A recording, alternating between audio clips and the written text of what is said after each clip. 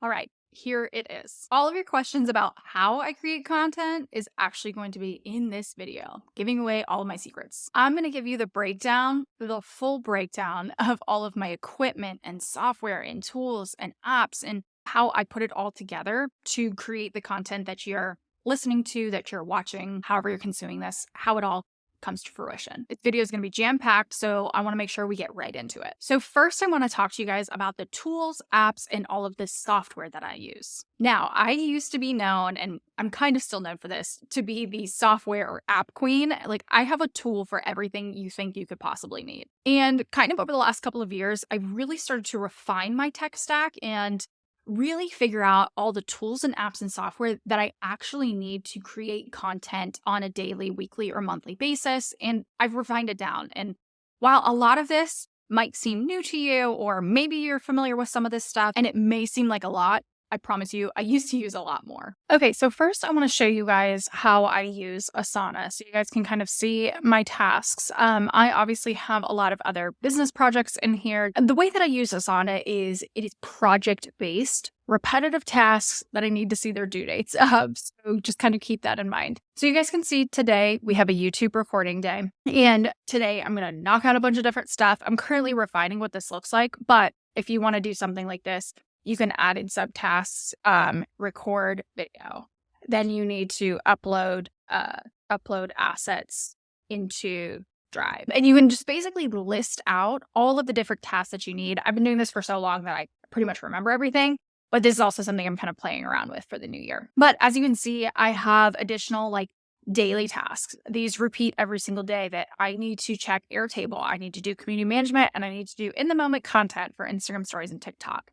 So these are repeat tasks. So once I check it off for the day, it is marked complete and it's going to auto-populate in just a second. There it goes into the next day. So I have that set up for my daily content CEO tasks. Then I have some for each week. You guys can see that I'm kind of halfway through it.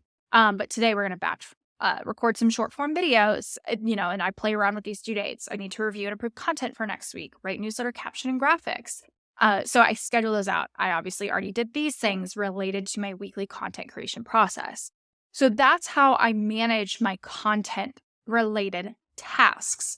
Now I use Airtable to manage the content itself. You could create something similar to Asana if you all want it in one place. I used to do that, but I prefer Airtable to actually manage the workflow. So you guys can see I have a ton of different tabs up here for my 2024 content. It all starts with my hero content, and I can see we are going to start this piece of content on January 1st and it'll end January 5th.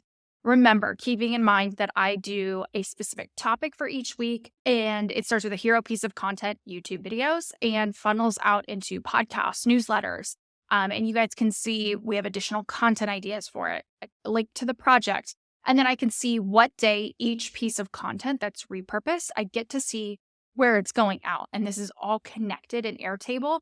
So I can see that related to that one hero piece of content, we have all of these different Instagram posts going out. So I can click on it and it'll open for me. And each of these tabs, again, just break down that content. I'm currently filming all of these. So this video that you're watching right now is going to be this video right here.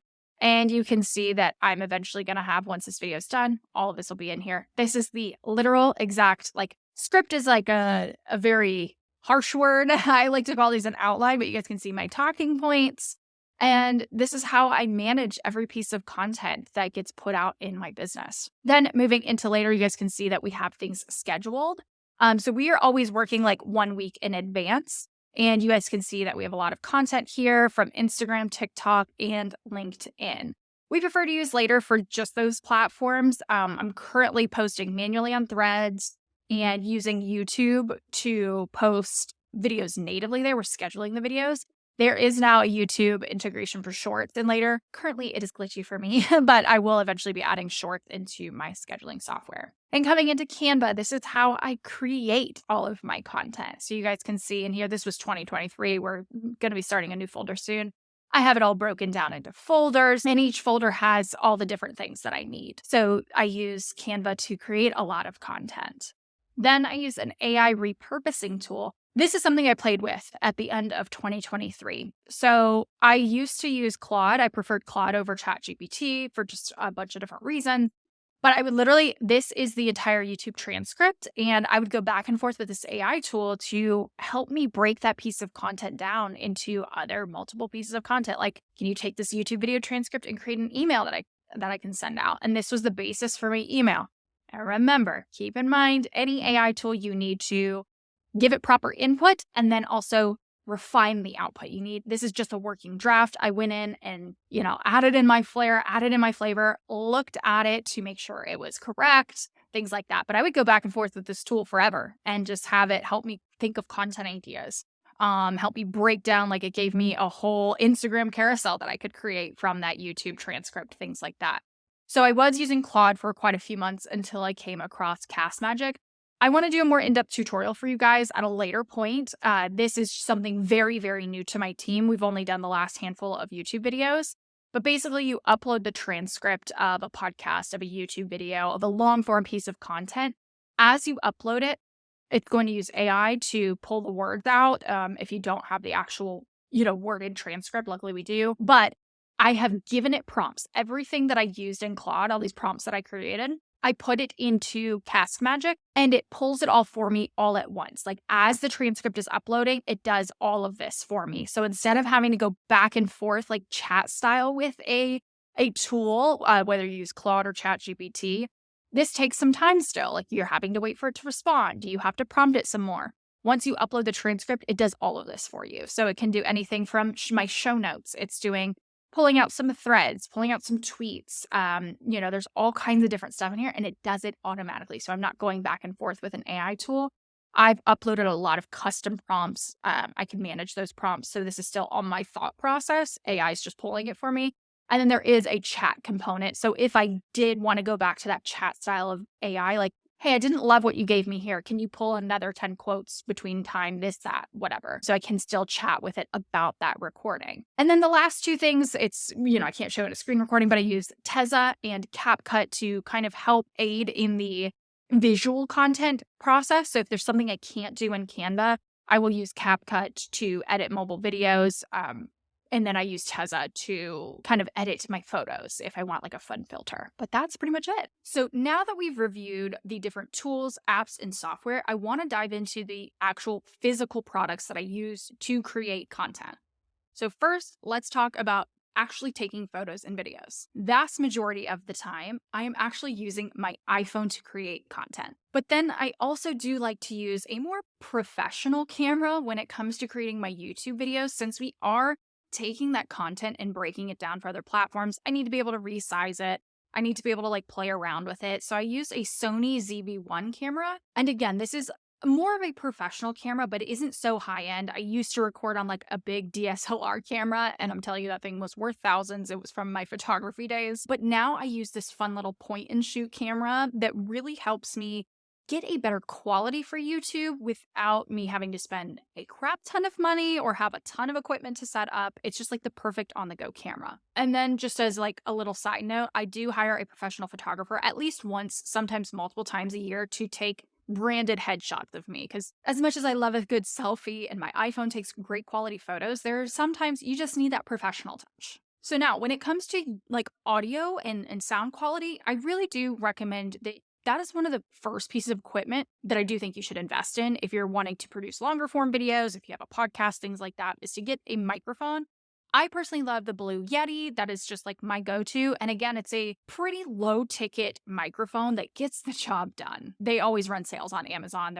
Most of the time, they're between $80 to $150, depending upon the model that you get. And again, the sound quality is just nice and crisp. But personally, when it comes to using a microphone, if I'm recording a video on my phone, I rarely use one. It's just not something that I like to do. I know it was a big thing with influencers to hold these tiny mics, and I think it's cute and it does give you better audio quality. But for me, if I'm creating a video on my phone for TikTok or for stories, it feels a little unnatural and not as organic to me to hold a microphone. I'd rather I talk pretty loud, so I'll just talk a little louder so that I'm making sure my voice is being picked up.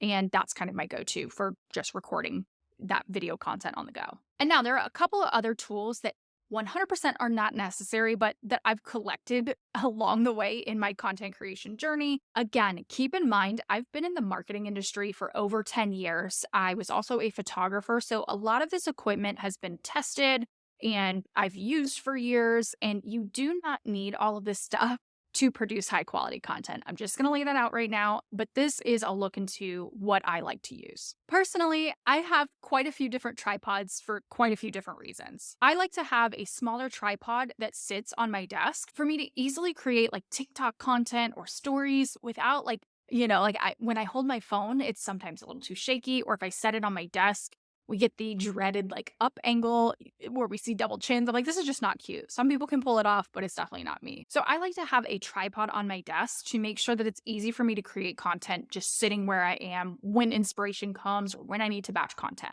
Then I have another tripod that is out vast majority of the time that allows me to take it with me, and it's much taller and I can create content standing up or in different scenery. And then lastly, I have my content creation station, and this is how I produce all of my YouTube videos. It's just very efficient. It's something that stays out, and I have all of my professional equipment where it needs to be.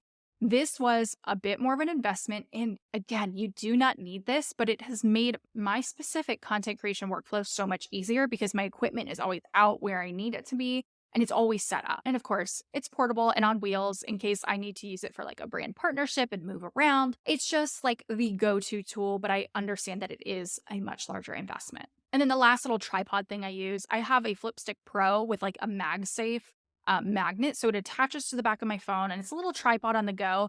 It has like a little kickstand so you can set it up on a desk, on a tabletop, whatever. But it also has like a sticky back component so I can stick it anywhere. Because I don't know about you, and as much as I've been creating content, I've been doing this for years and years and years, there is always something about bringing a tripod somewhere that I have never gotten over those nerves of like, oh crap, I know this is going to fall. I know somebody's going to see it. Like, it's just not my favorite thing to do. So I prefer to carry something that's a little bit easier to manage. Now, and some things that are nice to have, and again, remember, I've collected these things over the years. I like to have multiple screens. So I do have a desktop that of course, always stays in my office. It's an iMac, and I love to use this big screen, especially when creating content.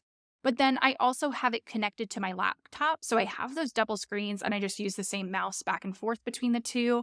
I also do have an iPad, that sometimes, honestly, I'll just put Netflix up on it as I'm working or whatever that looks like. But it's easier for me to take that on like an airplane and use that in other ways. You do not need all these screens. But for me, it is something that I have loved and I've gotten so used to, and I'm kind of spoiled by it now. And then just because we're constantly listening to something, I do recommend at some point you upgrade your headphones. I used to use AirPods, and those would always make my ears hurt. So I did get some over the head Bose headphones, and that has just been like also a game changer. Okay, now that we've gone through all of the apps, all of the software, all of the physical products, let's talk about how I use these together.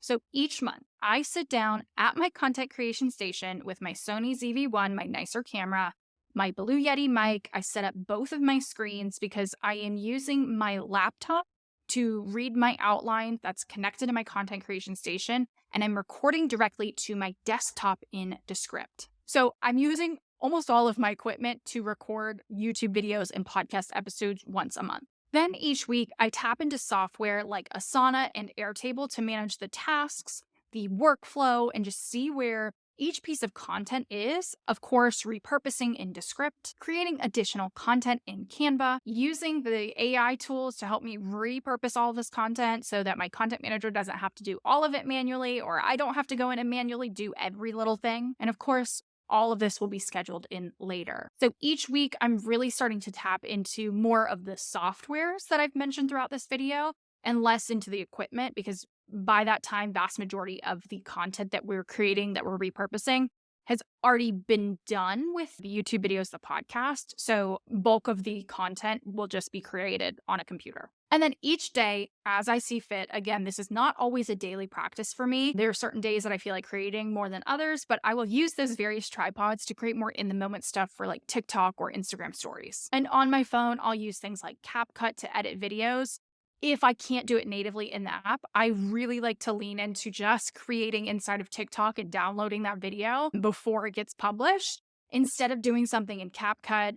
Again, this is just a personal preference, but if I need something more advanced, like more advanced editing, I will lean into CapCut. And then I just use Tezza to apply filters to any photos. So now that you've seen my setup, again, I have a big reminder for you that you do not need every single thing that I have. It has taken me years to collect this, years to refine it. I used to have a lot more at one point. I used to have a lot less at one point. Remember, this is my career, and you don't necessarily need every single little piece of equipment or software tool that I've mentioned to create content successfully for your small business. You honestly could just use a couple of these apps in your phone. And always start with the tools that you need, the tools that you have at your dispense until you've outgrown them, and then slowly start to add things that are inexpensive or that are easily accessible to you. But if you want to try out anything that I have mentioned in this video, I have linked everything in the description below, so make sure you check it out. And otherwise, I will see you next week. Don't forget to hit subscribe.